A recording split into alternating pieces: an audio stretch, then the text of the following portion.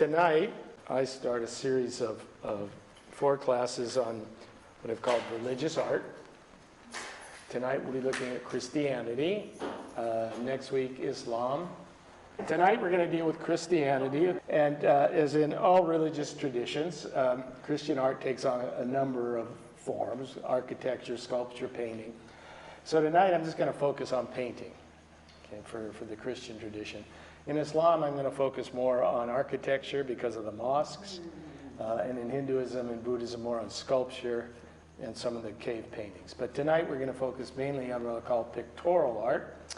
And pictorial art survives from just about the origins of Christianity, although many early Christians associated such art with pagan religion, because they took over from Judaism the idea that you shouldn't have images, especially human images. And Christians associated with that, but the art historian Hans Belding wrote, in late antiquity, Christianity adopted the cult images of the pagan. So this is how cultures influence one another. Over time, these sculptures began to become more Christian. We're going to deal with painting tonight, which was a reversal of its original attitude. But, however, in the early times, even the sculptures were very small. They didn't go for, the classical antiquity, or as you'll see in Renaissance art. No, that was out. That was considered very pagan. In fact, the earliest sculptures were on Roman sarcophagi, as you can see in this image here. And these dated to the 2nd century.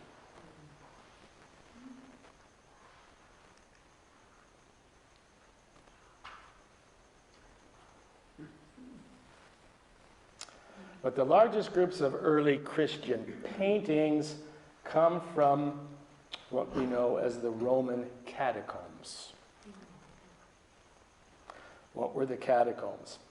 The catacombs of Rome were ancient underground burial places in and around Rome, of which there are at least 40. Has anyone been to any of the Roman catacombs? Chris has. Some rediscovered only in recent decades. Although they were mainly Christian, Jews had catacombs, and even some of the pagan religious groups that were not official in the empire had catacombs as well.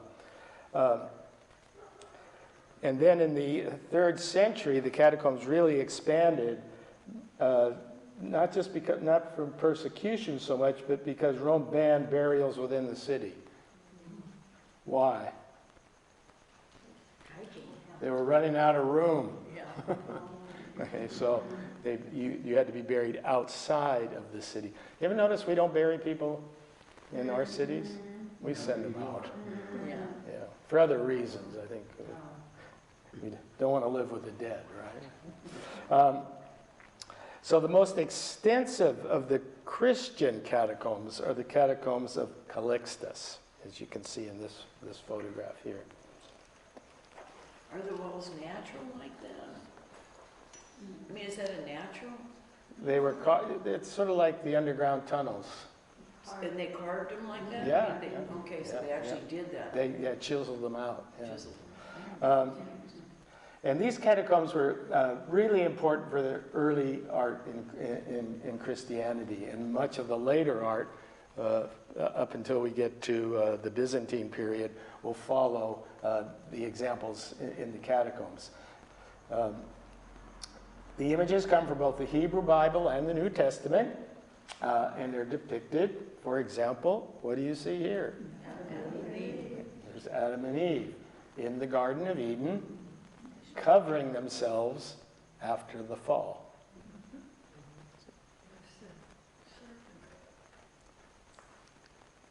These are known as the 3 Hebrews in the fiery furnace.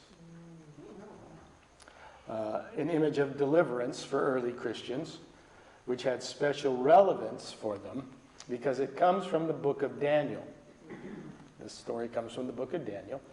Daniel had refused to worship the golden image that Nebuchadnezzar had erected. Early Christians had the same problem because they would refuse to honor the emperor. That was one of the reasons they were persecuted. They were seen as anti-state, anti-Rome, anti-religion. They were a cult. That's how they were depicted by the Roman religious authorities. This strange cult that ate their messenger. What am I referring to? The Eucharist. Yeah. Yeah. Sometimes it's interesting to look at things from another perspective. That's how they were initially seen. What's this one? Jonah. The story of Jonah. Now these are all paintings on the catacomb walls. Okay. These are all taken from the walls. And again, it's a deliverance story. So the deliverance theme was very strong, especially when you think this is where the dead are being buried. And this is the idea of deliverance from this world and from death and through the resurrection of your Savior. And this story of Jonah was very much associated with the resurrection. I think Albert spoke about that when he was giving his talk on Jonah. Why? The whale, or the big fish, swallows Jonah. How long is he in there? 3 days. And then he is spit out. So if you're looking at the resurrection story, Jesus is crucified, buried, 3 days. So that was, there's obviously some connection there. The most famous example of deliverance in the Bible, Moses crossing, we don't find any of that in catacomb art, mainly because most of these deal with 2 or 3 images. You don't have lots of people here. These aren't like the mosaics or that will later develop. Here's another interesting one. This is known as the orant. It's a symbol for the soul. A symbol for the soul. Usually a woman, even if the burial was for a male. Because the soul was often seen as feminine, Sophia, which came from the Greek notion. So a lot of Greek ideology, mythology gets woven in, which isn't surprising. When religions go into a different cultural setting, inevitably they will pick up certain elements and then they'll incorporate them, redefine them. But they will take those elements. She represents a Christian praying for deliverance and giving thanks for it. She may also represent the deceased praying for those who are still living. And thus she's known as the early supreme symbol of faith, the orant. This particular painting, they believe, actually related to the person who was buried there. Then there's this deliverance image, the Good Shepherd, which recurs many times in catacomb paintings. It's interesting, you don't find this much later on. It was one of the early images that really spoke of deliverance. Recall the 23rd Psalm, in which the shepherd leads the sheep through the valley of the shadow of death. Or the parable in Luke 15:4-6, in which the shepherd finds the lost sheep and rejoices. Or the allegorical theme in John 10:1-18, in which Christ is the good shepherd and gives his life for his sheep. So this was a very powerful early image scattered throughout the catacomb. In early Christian art like this, generally the shepherd is sort of a youthful character. Later, and like I said, it doesn't appear as often as it did early on, it's generally an older person, often in referring to Peter. That's after the church really gets developed. Because then Peter is seen as the good shepherd, because Peter is the father of the church.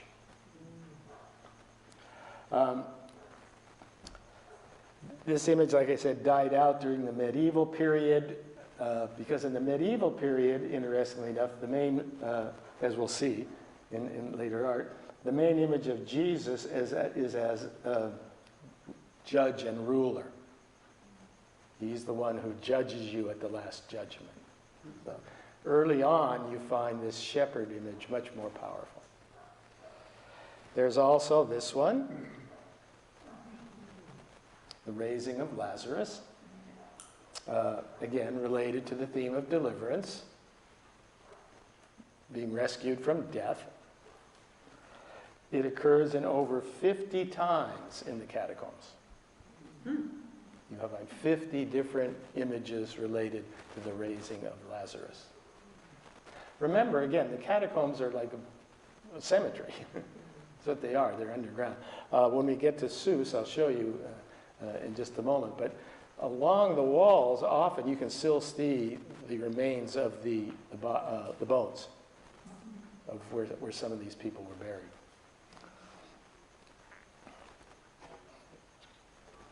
And then there are, as you would expect, there are numerous images of Jesus.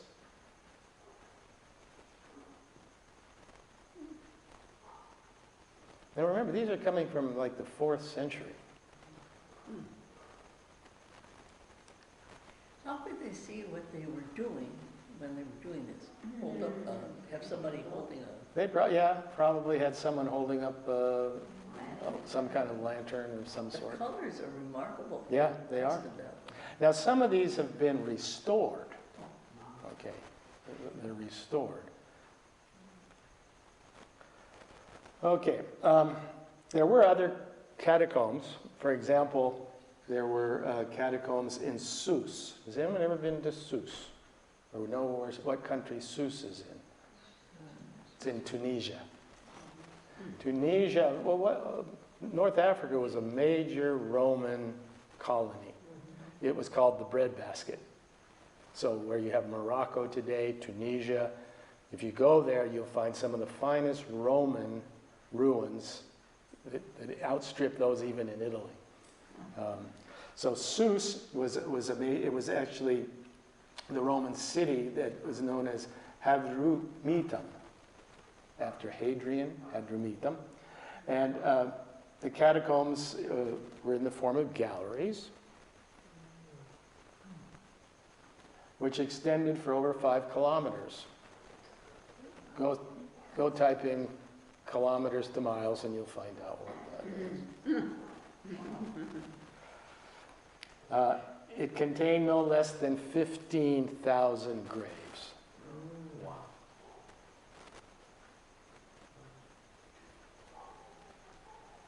It was built in the 3rd and 4th centuries by Christians to bury their dead during times of persecution. There would be, in the Roman Empire, if you read, you get the idea that the Romans were always against the Christians. That wasn't the way it worked. There were periodic times when the Christians would be picked on, often for political reasons, just as the world works today. And so there were times of persecution. Most of you have heard the persecutions of Nero, for example. And here's a Good Shepherd image from one of the walls. Okay, so when the Roman Empire collapsed, Western Europe went into what is sometimes called the Dark Ages. No city, not even Rome itself, could compare with the city to the east. And that's where we're going to be taking our focal point for art. Does anyone know what city I'm referring to? The eastern capital of the empire. Constantinople. Today, Istanbul, but it was Constantinople. For numerous centuries, Europe produced no science, no schools of medieval art, no architecture to compare with its former achievements. So for 600 years, it was sort of a cultural backwater because the empire had fallen apart. and there were barbarian tribes fighting each other just to get control. And I use the term barbarian just to mean that they were non-Roman. Okay, so the church did survive, but its center of power for much of this time was in the east, in Constantinople. And here we see what would become the Byzantine Empire, with its capital at Constantinople, and today Istanbul. The empire's principal art forms included icon painting, which we're going to take a look at, derived from Egyptian tombs, portraits, murals, and mosaics. Those were the four basic forms in which pictorial art took place. So, icons, from the Greek word for likeness or image. And these became very, very popular, not only in churches, but also in homes. Typically, they're small scale, usually not large. Devotional panel paintings depicting Jesus, the Virgin Mary, or other Old Testament figures and saints. So here's one of Moses.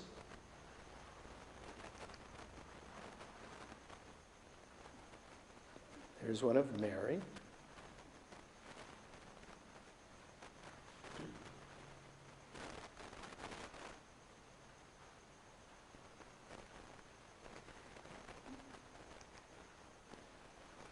Now, this is an interesting place. This is St. Catherine's Sinai Monastery. It's called Sinai Monastery because it's at the foot of Mount Sinai, which is kind of ironic because it holds perhaps the world's best collection of icons. And what are icons? Images. What was Moses told on Sinai? No images. But culture has a way of overcoming things, so some of the most beautiful icons are found here. In fact, this was a long number of years ago. There was the Getty had a show of the monastery's icons. I don't know if any of you were able to get there and see that. Gorgeous art. So among believers of the Eastern Orthodox Church, painted icons were seen in every home and were regarded as essential decorative element of the church, which accorded them special liturgical veneration. What does that possibly mean? What is the liturgy? It's the way the worship service goes. So they had a liturgical function because they told stories. Remember, most people couldn't read, and even if they probably couldn't understand what the priest was saying either. So you got these wonderful, what they're called iconostasis, which would often appear. Now, the Greek Orthodox Church, and it still operates this day, the priest still faces the altar. He doesn't turn around and face the congregation.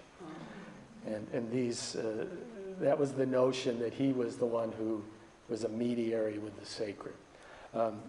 But you had these beautiful, I guess you'd call them sort of screens with these iconic images on them that told biblical stories.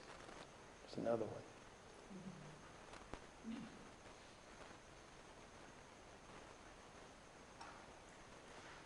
May I ask a question? Sure, please. About the one before? Where did all that gold come from? It's sort of a gold lacquer. What do you call it? It's not It's not real gold. No, there's a word for that, where it's sort of like a lacquer that's got gold elements in it. Yeah. Yeah, kind of gold leaf, Yeah. but yeah. You could buy it still. Yeah, you can still buy it, yeah. And these icons were also very highly popular in Russian medieval painting. If you go to Russia, the Russian icons. Now, is that as large as a wall? It's Like here sort of would be a wall? as large as, let's say, from Yeah, okay. up to from the TV down to the, Mhm. yeah. Yeah, it's like a large screen.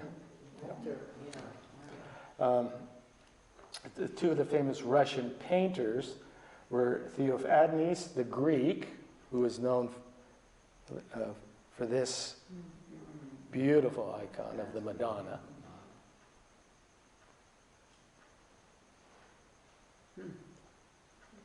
And Andrei Rublev, 14th century, for the Holy Trinity.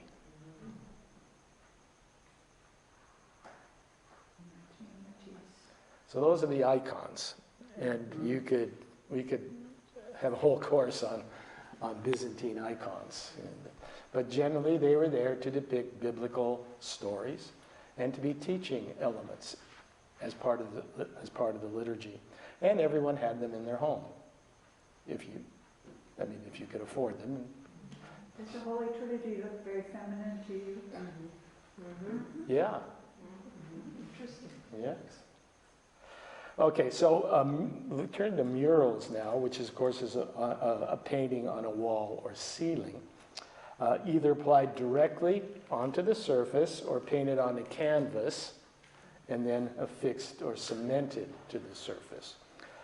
Byzantine murals were often painted on church walls or ceilings. And I have 3 examples for you, and I'll leave them up for a while because they're beautiful.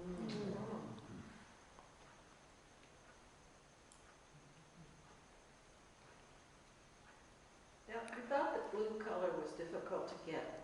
Is that a highly priced color?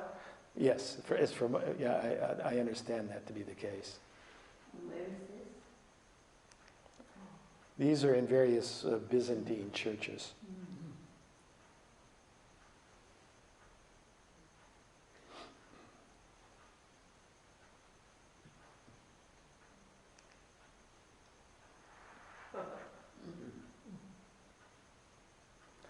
You'll see as we go through the common themes that are expressed.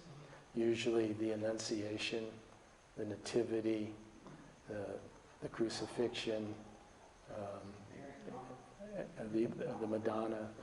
Yeah, these are constant themes. And her clothes look different with the beading. Yeah, and of course they all took on sort of the imagery of the artist. The artist put his or her own, probably his mainly, own. But they're meant to bring out devotional feelings. When you look at something like that for a period of time, it does. It raises, at least to me, that sense of devotion. Okay,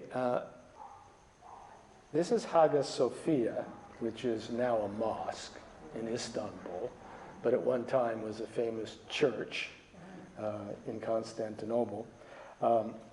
And this contains one of the finest mosaics of the period. We all know what a mosaic is. It's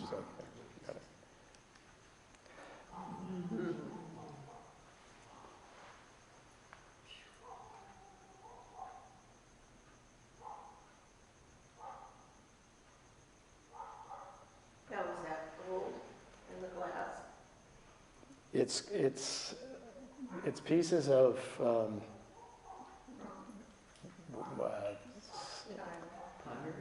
yeah, kind of a pod that then has this gold lacquer over it. They're not chunks of gold. So when would that have been done? The date on this was, let's see if I have a date on this. I don't have a date.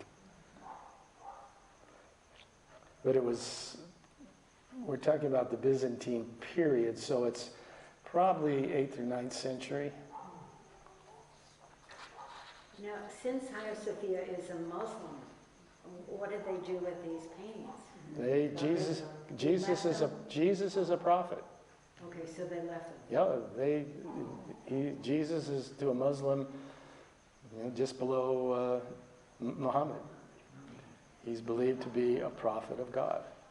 Yeah, you'll never find, at least I've never seen, any examples of Muslims tearing down Jesus in any way. They always honor him because he's a prophet in their religion. So let's see. Now we're going to turn to the illumination of manuscripts, which was another major genre of Byzantine art. The most commonly illustrated texts were scriptures with their various themes. Devotional texts were also commonly illustrated. Oh, let me show you some of these.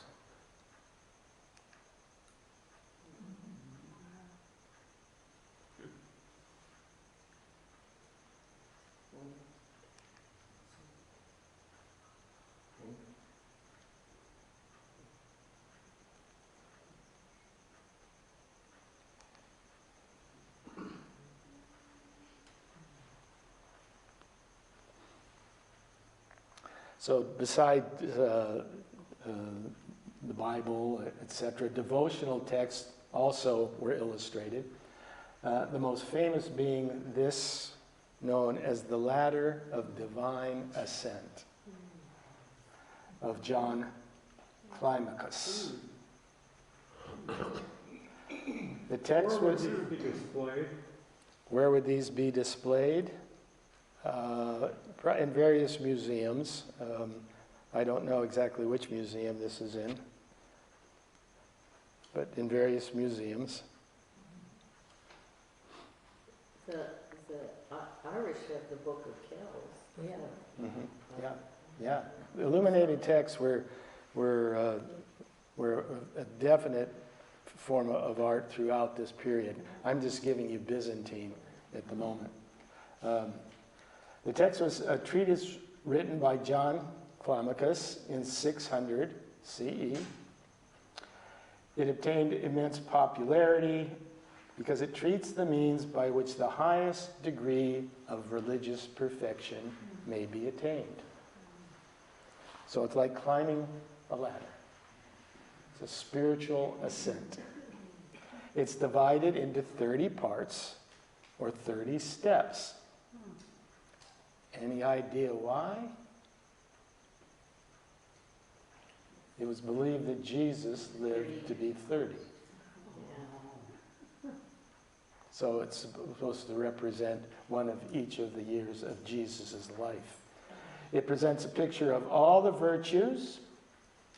It contains a great many parables and examples, many taken from monastic life.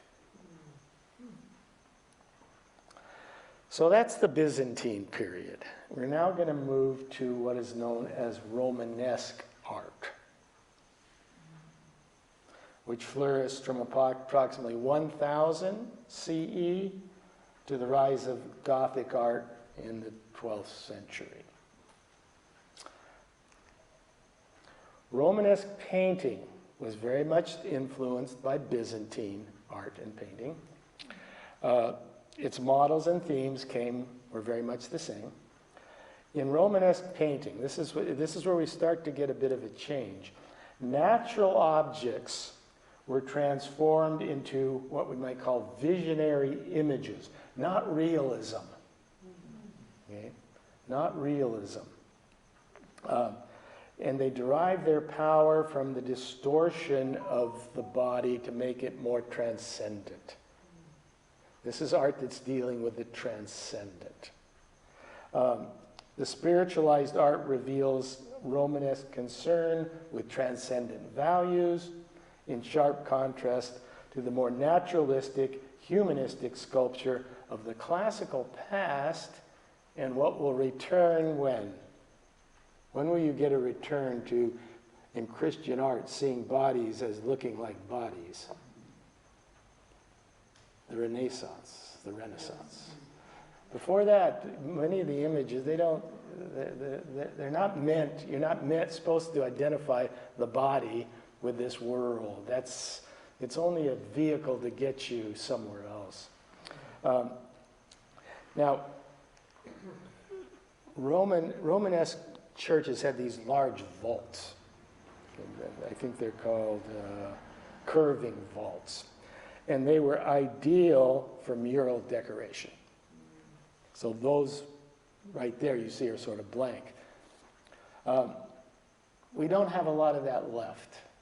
Most of it has, most of the wall paintings have been destroyed by damp, but we do have some. And a classic scheme for the full panel decoration of the church had as its focal point the apse of the church, where this very famous motif of Christ in majesty appears. That's, earlier I said you had like Jesus the shepherd. This is a little different. This is Christ in majesty, sort of judge of the world, ruler of the world.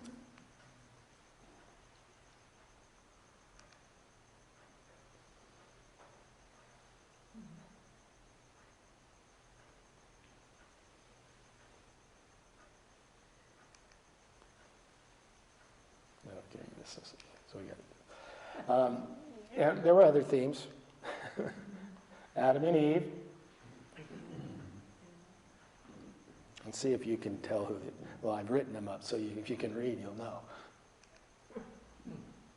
David and Goliath. So these decorated Romanesque churches, the interior.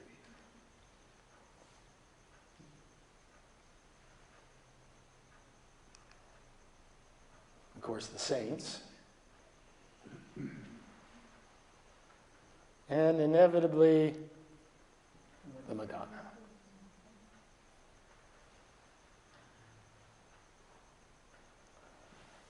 The typical focus of Romanesque illumination, and we're going to switch to illumination now, were the Bible, where each book could be prefaced by a large, what was known as a historiated initial.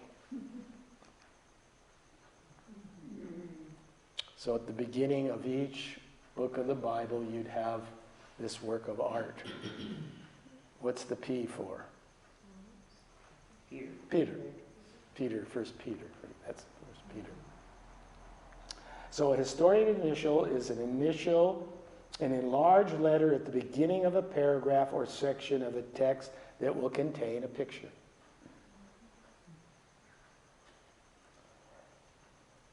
That was contrasted to what was known as the inhabited initial, which contains figures, human or animal, that are just decorative, without forming a specific subject. So this is the way you decorated the text. I mean, you pick up a Bible today and you read it. It just seems all this print, right? Well, these were decorated. These were illuminated. And then there were what are known as psalters. These were volumes containing, does anyone know what books the psalters contain? The Psalms. The Psalms. Good guess. They were among the most popular types of illuminated manuscripts, rivaled only by the gospel books, from which they gradually took over. And that was because they were generally used by the priesthood in terms of the liturgy. Psalms are recited by the clergy at various points in the liturgy, so psalters were a key part of liturgical equipment. And we have a couple. This is one of the more famous, known as the Utrecht Psalter. It's one of the most important surviving manuscripts, and had a great... In Latin? Yeah.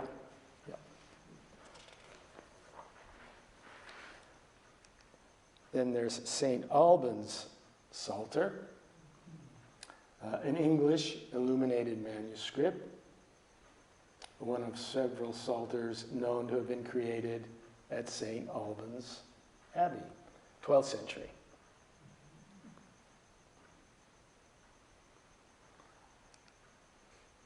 There's the Hunterian Psalter from 1170. Consists of 150 psalms from the Vulgate Bible. What was the Vulgate? Does anyone know? That was the Latin translation. For the Bible was the early books are in Greek. Well, the church decided it needed to be translated into Latin, so it's the Vulgate. It opens with an illustrated calendar, then follows 13 pages of full miniature illuminations, 2 scenes to a page, with 3 pages of Old Testament scenes, and 6 from the life of Christ. I believe this is the life of Christ. Yeah, these are the Old Testament. Who's that to the right? That's Eve. That's Eve. And then from the life of Christ. So then we move to Gothic art. This is very quick.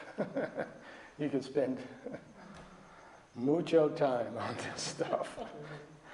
But Gothic art was a style of medieval art that developed in northern France out of Romanesque art in the late 12th century, led by the concurrent development of Gothic architecture. Oh, did I miss this one? Sorry.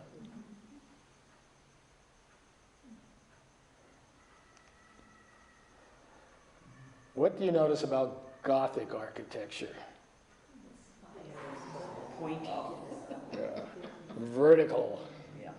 Vertical, reaching to the heavens. And these were some of the architectural elements that made up Gothic art, from left to right. The pointed, or what is known as the ogival arch, the pointed rib vault, of course the famous flying buttress, which allowed for the ability to keep those walls, combined with elaborate tracery, and then of course stained glass windows. Stained glass art really becomes prominent during the Gothic period. Emphasis was thus on vertical lines. Frescoes continued to be used as the main pictorial narrative craft on church walls, as a continuation of early Christian and Romanesque traditions.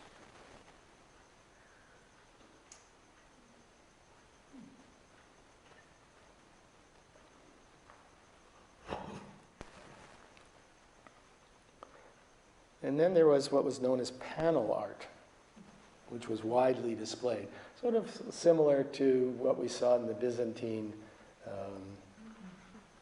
era. And then, of course, in Northern Europe, there was stained glass, and became an important and prestigious form of painting.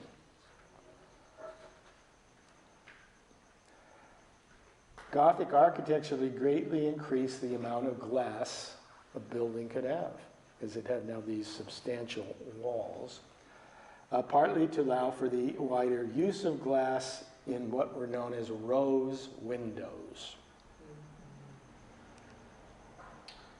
Oh, that's another panel painting.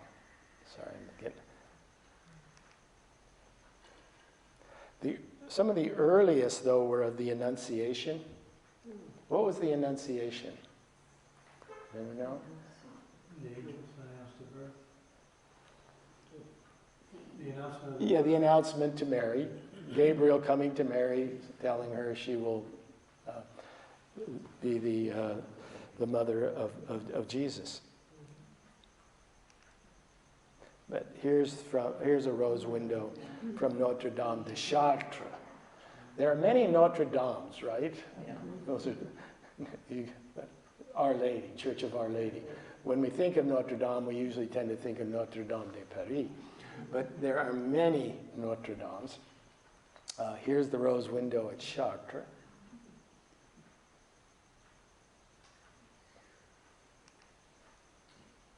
And there's the rose window at Notre Dame de Paris.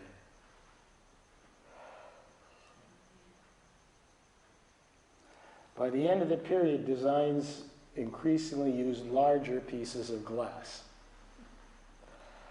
But perhaps the most elaborate and stunning use of stained glass is found at the Sainte-Chapelle, Paris, the residence of the kings of France on the Ile de Cité near the Seine, not far from Notre Dame.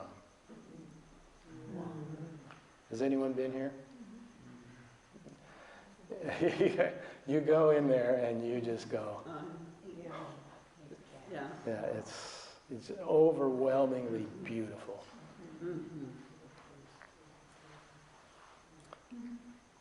And here's some of the details. This is Mary and Jesus.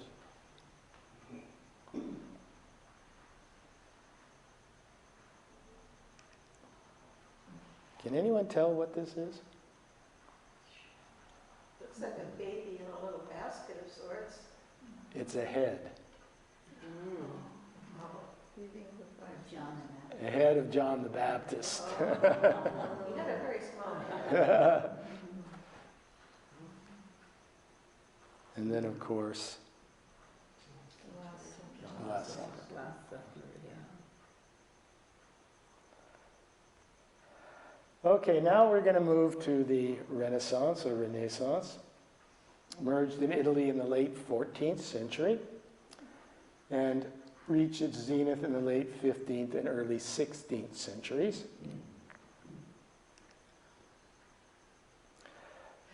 Much of Renaissance visual art expressed classical Greco-Roman tradition. This had been a revival of the classical period, especially with the body. Okay, the body wasn't something to be looked down upon. It was seen as beautiful. It was one of the beauties of God's creation. So most Renaissance art you'll see, the body looks very much different than in the medieval and Romanesque period. In terms of painting and sculpture, the major figures and themes remain similar to those of the medieval period, but were expressed in more naturalistic rather than transcendent form. A major theme was the Annunciation, which appears in the work of almost all of the great masters of the period. Here is the Church of the Annunciation in Nazareth. This is, and Nazareth, of course, is a mainly Palestinian city, largely Christian, although Muslim as well. We tend to forget that a lot of Palestinians are Christians, and they're not all Muslim. So this is a very famous Church of the Annunciation. And we have numerous artists displaying their work. This is, of course, where the angel Mary would conceive. He told you, the angel tells Mary she would conceive a child who would be the Son of God. So let's look at some examples. Is the floor painted? In the church, Yeah, is that paintings or is that it's mosaic. It's a mosaic. Yeah. It's a marvelous church. There's a special grotto. If you've been there, there's a grotto where I believe that where the Annunciation actually took place. But in any case, Jan van Eyck, 1435.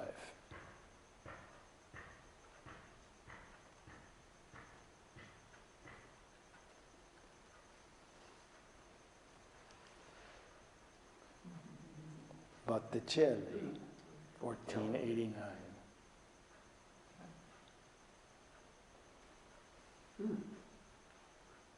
That's so delicate, that Isn't it? really, really incredible. Yeah. Leonardo,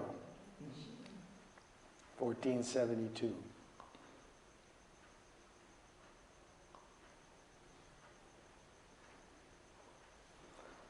And then, of course, another major theme was the Nativity.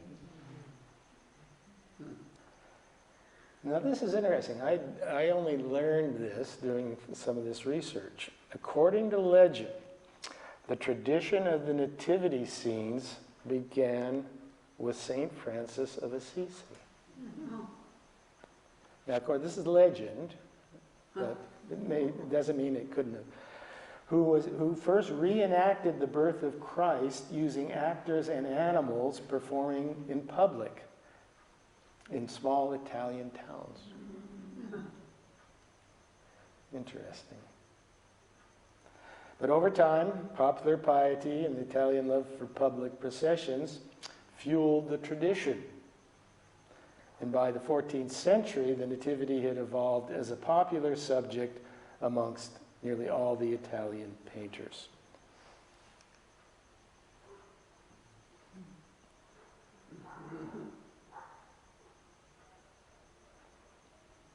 The subject is immediately recognizable. The newborn Christ as focal point, surrounded by Mary, Joseph, and animals. The artistic depictions of the Nativity celebrated at Christmas, of course, are based on the narratives and the joining together of the Gospels of Matthew and Luke. Nativity scenes often incorporated what was known as the adoration of the Magi.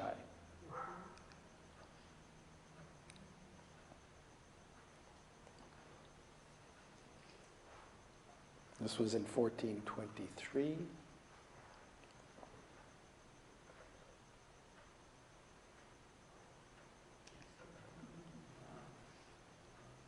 was 1488.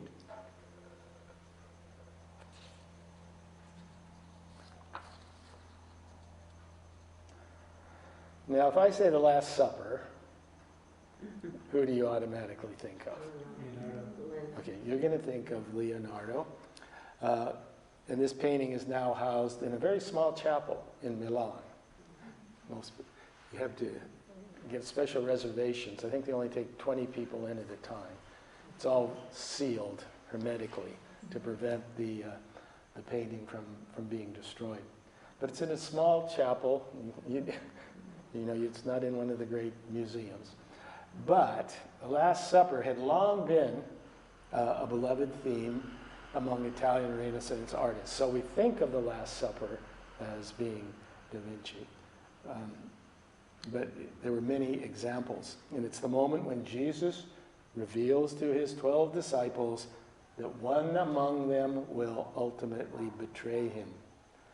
And there's sort of a dramatic tension in these scenes. So here we see some other examples.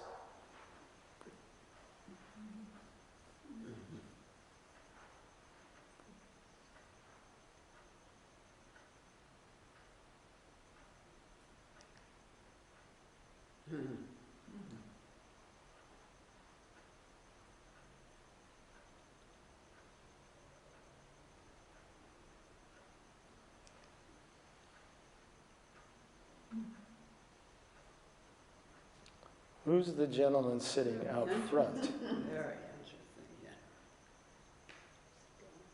I'll give you a closer look. Oh, Who is it?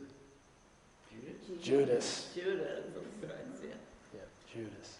He doesn't have a halo. And of course then another major theme is the crucifixion.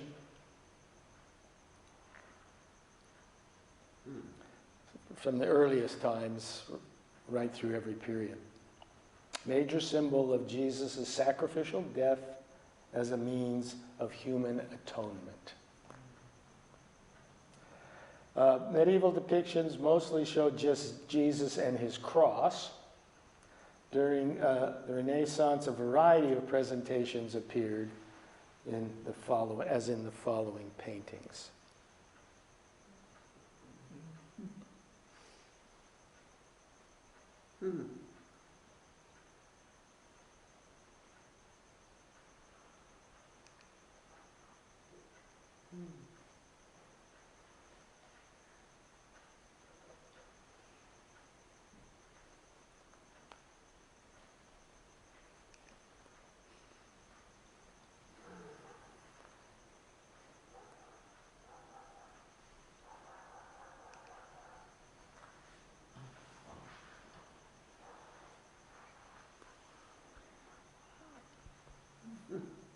perhaps the most celebrated theme of Renaissance artists was the Madonna.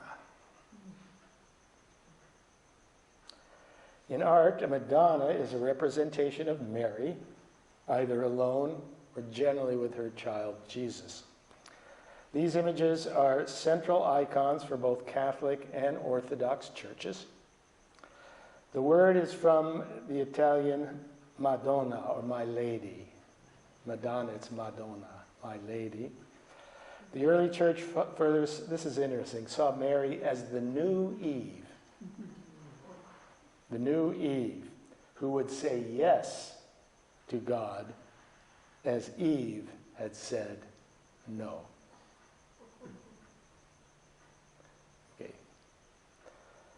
Mary is the first Christian saint. Mother of Jesus, was deemed to be a compassionate mediator between suffering mankind and her son Jesus, who was seen as king and judge. That's why you pray to Mary. That's why you say the Hail Mary. She'll look out after you. Some of the most eminent 15th and 16th century painters turned to this subject, often in numerous renditions.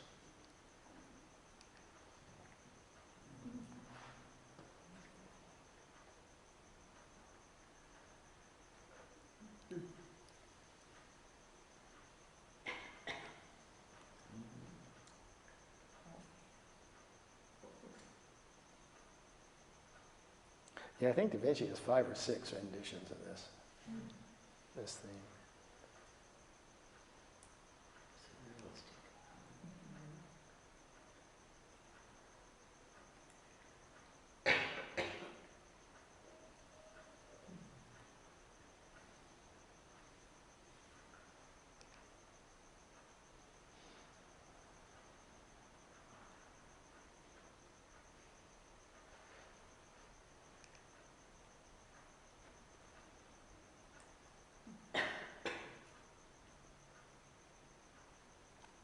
And of course, we can't leave the Renaissance without mentioning Michelangelo's frescoes in the Sistine Chapel. So the Sistine Chapel is the Apostolic Palace, the Pope's residence in Vatican City, originally known as Cappella Magna, or the Great Chapel. It takes its name from Pope Sixtus IV, who had it built between 1473 and 1481.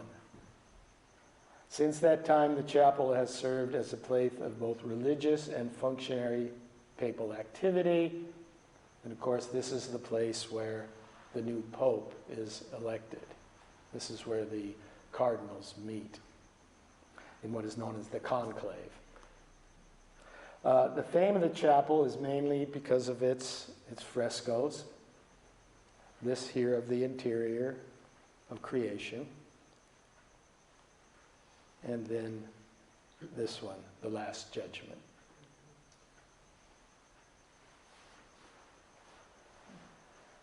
Okay, I said this class was only going to deal with painting, but I lied. You can't leave Michelangelo with at least saying a few things about some of his famous sculptures. So just look at three of these. Moses, 1513 to 1515. It's housed in the Church of San Pietro de Vincioli in Rome, commissioned in 1505 by Pope Julius II for his tomb. It depicts the biblical figure Moses. Notice he has horns on his head, based on the description in chapter 34 of Exodus in the Vulgate. So that, if you want to go look it up. So there's Moses. Has anyone seen Moses in person? Yeah, Chris has. And then, of course, there's David, 1594. Originally commissioned as one of a series of statues of the 12 apostles, to be positioned along the roof line of the Florence Cathedral, the Duomo. Has anyone been to the Florence Duomo? Yeah.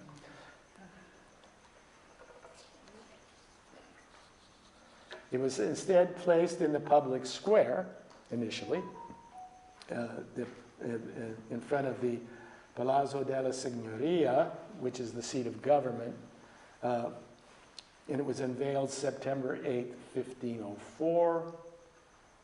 In 1873, it was moved to the Galleria dell'Accademia in Florence. It was taken out of there. And if you've seen the one in the square, it's not the real one. You have to go inside.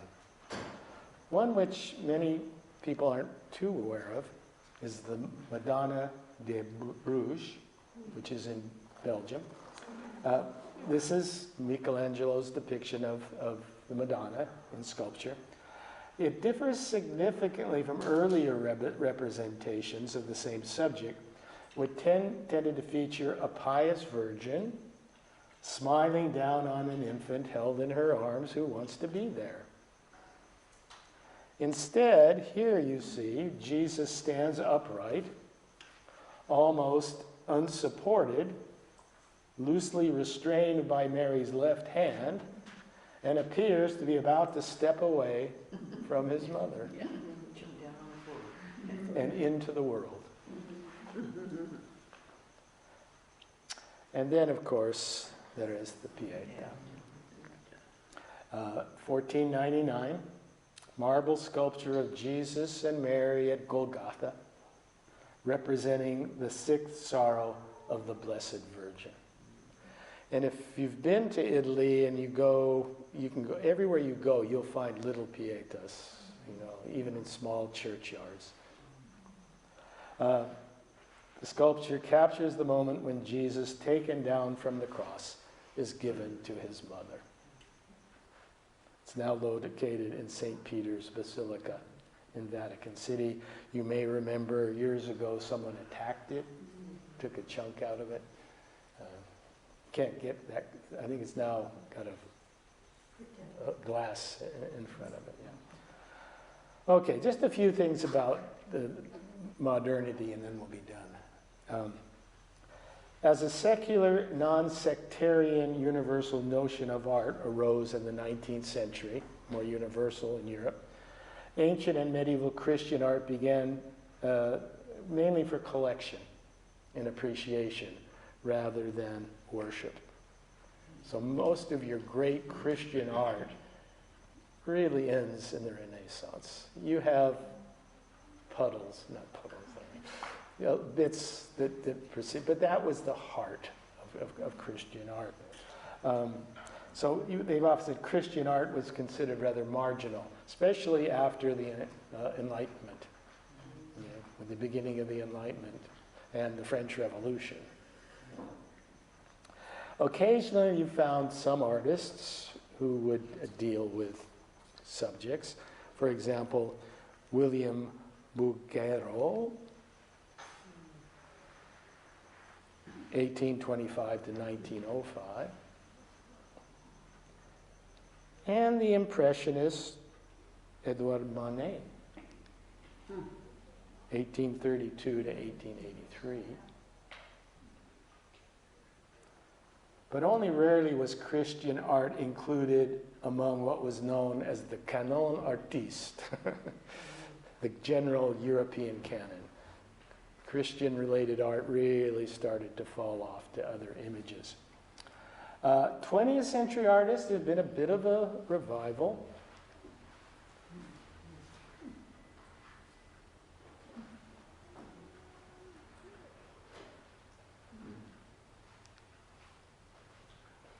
Chagall.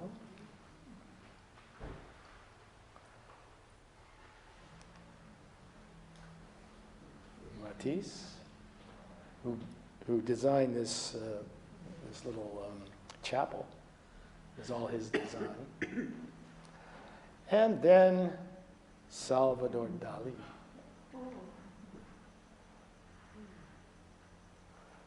There are a few contemporary artists who deal with Christian themes. Makoto Fujimura, although if you might not know it. What might be Christian about that? If you want to use your imagination. light. What are the trees? Cross. Yeah. Trees are the cross. It's not a print. It isn't a print? No. And this is John August Swanson. Okay, I'm going to mention one last piece of artwork which became extremely controversial. You may have heard of this. It was actually a photograph. It was called Immersion, or Piss Christ. A 1987 photograph by the American photographer Andres Serrano. It depicts a small plastic crucifix submerged in a small glass tank of the artist's urine. The piece was the winner of the Southeastern Center for Contemporary Arts competition, which was sponsored by the National Endowment for the Arts, which got a lot of flack. It generated a lot of controversy, asserting that this was blasphemous. Serrano, who was a very strong Catholic, said the work symbolized Jesus' saving grace even to the lowest and the most impure. I had no idea the photograph would get the attention it did, since I meant neither blasphemy nor offense. I've been a Catholic all my life, and I believe in Jesus. So it's an interesting way of looking at it. He was saying this represents the ultimate in grace. The lowest of the low, the most impure of the impure can still be saved. It wasn't taken well in the southern states particularly. Okay, thanks for coming out, and I'll see what I can do about rearranging things.